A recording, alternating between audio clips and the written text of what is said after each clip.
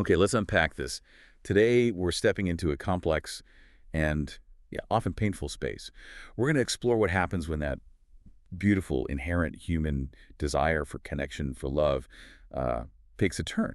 When it twists towards darker emotions like jealousy, control, emotional manipulation, it's a critical deep dive into the shadows of relationships.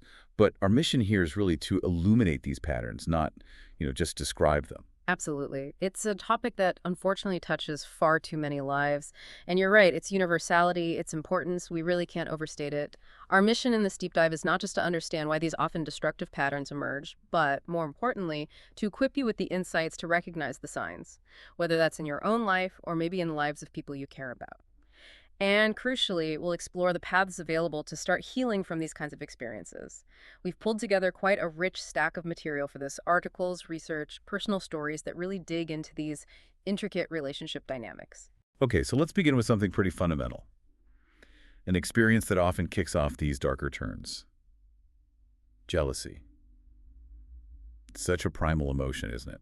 Our sources bring in this fascinating angle from evolutionary psychology, suggesting that way back in our ancestral past, a certain, let's say, vigilance against a partner straying, that could have directly impacted survival, reproductive success. So this ancient wiring, this sort of built-in protection against betrayal, it's still kind of in us. But it really makes you wonder, where's that critical line? The line between, a natural, maybe even healthy concern for your relationship and veering into something deeply controlling.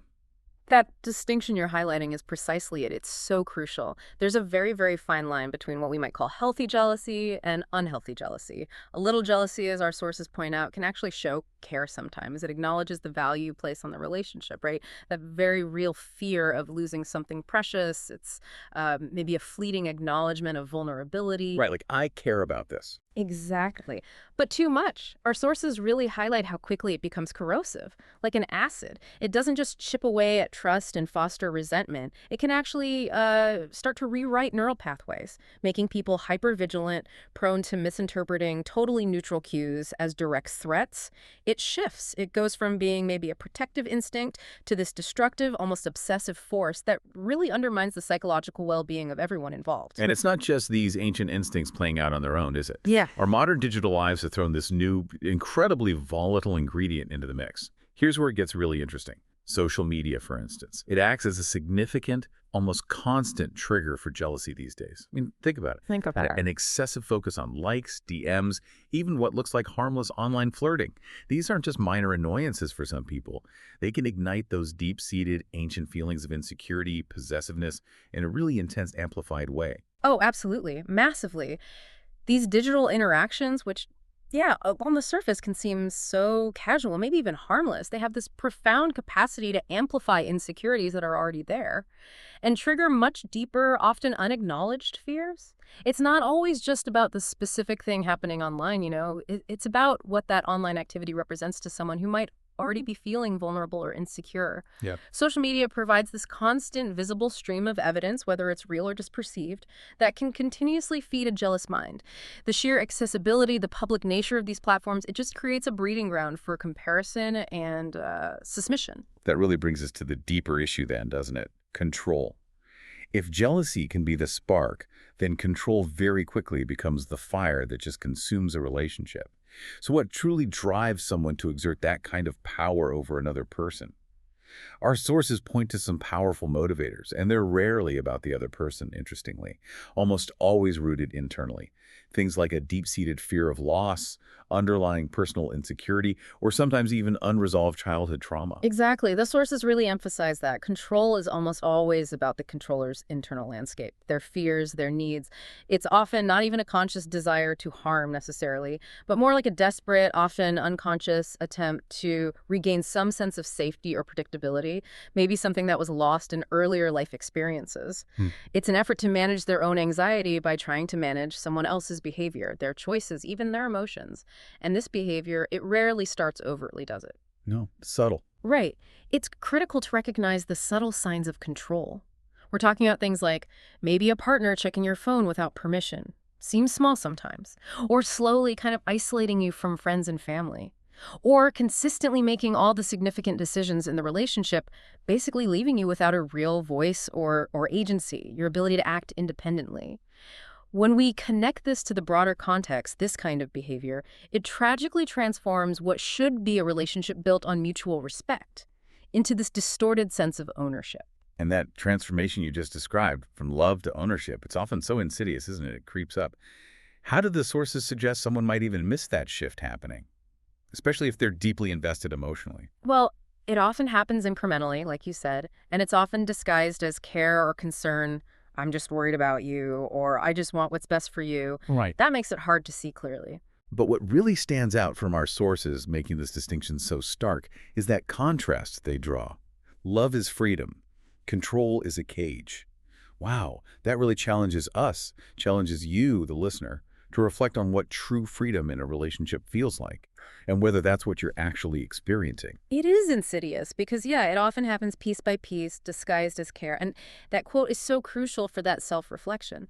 If a relationship doesn't genuinely offer you the space to be authentically yourself, to grow, to maintain meaningful connections with others, then it's not really fulfilling its fundamental purpose of enriching your life, as it becomes a limiting factor rather than an expansive one. Okay, so when we put these pieces together, the jealousy, the control, these subtle shifts, what does that all mean? How do these individual elements actually manifest in what we'd call a full-blown toxic relationship, moving beyond just isolated incidents? Yeah, that's a really important question. Because toxicity isn't just one single thing, it's more like a constellation of behaviors. They kind of coalesce, come together to create this persistently unhealthy, often damaging environment. You should be acutely aware of some clear markers. Our sources highlight things like constant criticism and gaslighting, that manipulative tactic that makes you question your own reality, your own sanity. Yeah, that's a big one. Definitely. Or that pervasive feeling of walking on eggshells around a partner, always worried about their next reaction, what might set them off. Another insidious pattern they point out is love bombing, Yeah. where you're initially just showered with intense affection, attention, gifts maybe, only for it to be followed by a sudden withdrawal, emotional distance, coldness. Often these relationships are characterized by these cycles, these extreme highs and then crushing lows.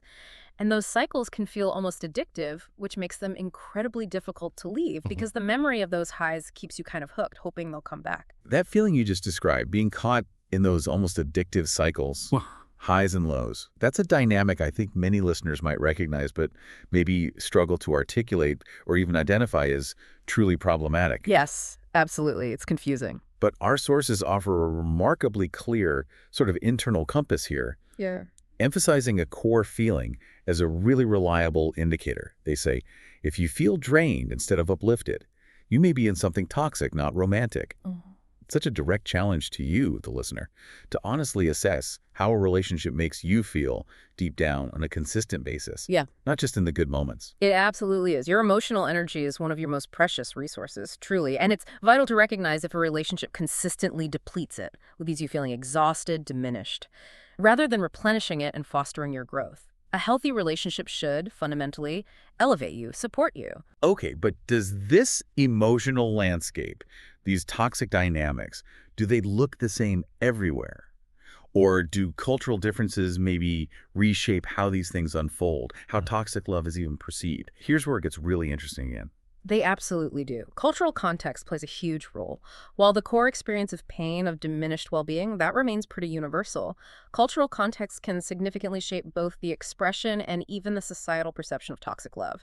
So, for instance, in many Western cultures, there's a strong emphasis on individuality, personal freedom, autonomy. Right. So controlling partners often clash quite directly with a partner's sense of self, their personal space, which can make the control more overtly recognizable as problematic, as something to be resisted. However, if we contrast this with, say, some Asian and Middle Eastern cultures, for example, where strong family structures, social harmony, collective values are often paramount, control can sometimes be normalized in ways that might not be immediately seen as problematic from that external individualistic viewpoint. It can be subtly embedded in expectations around family honor, communal reputation, traditional gender roles, maybe the collective good, and that can make it harder for individuals within those systems to identify certain behaviors as toxic in the same way. Wow, that's a truly crucial insight. Yeah. That what might be seen as overtly controlling in one place could be framed, even accepted differently in another, often because of these deeply ingrained cultural narratives. Exactly. But despite these variations in how it looks, the human experience of the pain, the suffering, that transcends those differences, doesn't it? Our sources really drive this home, they say. The faces of toxic love change, but the pain feels the same across cultures. Yeah, that really resonates.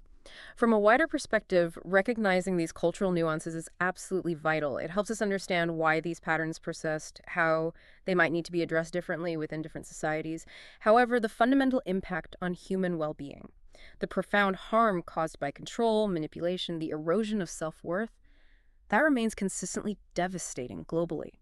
It really highlights the universal need for awareness, for education, for support, regardless of one's cultural background. It's a testament, really, to our shared human need to feel safe and respected in our closest relationships.